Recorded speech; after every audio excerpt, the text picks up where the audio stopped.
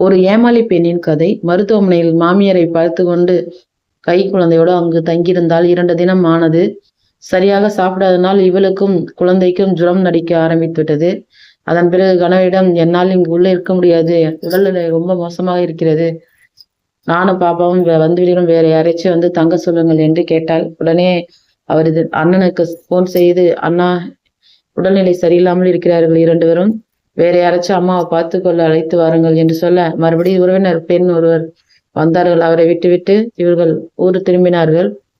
ஊருக்கு சென்று குளித்து சமைக்கலாம் என்று போனால் அந்த நிமிடமே போன் வந்தது, அம்மா இறந்து விட்டார்கள் என்று. அதன் பிறகு அம்மாவை அழைத்து அடக்கம் செய்து எல்லா விஷயமும் முடிந்தது.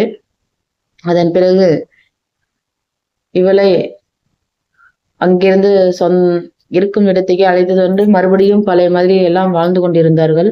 அப்பொழுது ஒரு நாள் போன் வந்தது.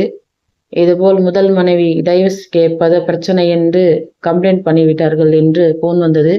உடனே என்ன செய்வதென்று தெரியாமல் இவர் 2 நாள் கழித்து போகலாம் என்று காத்து கொண்டிருந்தார். ஆனால் அங்கு பிரச்சனை வேறமாக ஆறியது.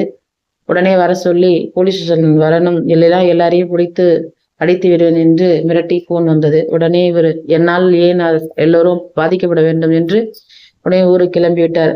அதுக்கப்புறம் சொந்தக்காரர் பெண் என்பதால் போய், ஏன் போலீஸ் பிரச்சனை எல்லாம் வைக்கிறீங்க, அங்க முடிச்சுட்டு வாங்க, பஞ்சாயத்து மூலமா பேசி நம்ம உங்க உறவினர்களையும் கூப்பிடுங்க, எங்க உறவினரையும் கூப்பிடுங்க என்று சொல்லி போலீஸ் ஸ்டேஷனில் கொடுத்த கம்ப்ளைண்ட்டை வாபஸ் வாங்கி, ஏன்னா சொந்தக்கார பெண்ணை முதல் திருமணம் பண்ணதுனால் அவர்கள் சொந்தங்களிடையே பேசி பஞ்சாயத்து மூலமாக நம்ம என்ன என்று முடிவெடுக்கலாம் என்று சொல்லிவிட்டார்கள். அதன் பிறகு இருவரையும் சேர்த்து வைத்து நான் வாழ்கிறேன் என்று கணவர் சொல்ல, அவர்கள் யாரும் ஒப்புக்கொள்வதாக இல்லை, ஒரு பெண்ணு தான் இருக்க வேண்டும் என்று சொல்லிவிட்டார்கள். அதோடு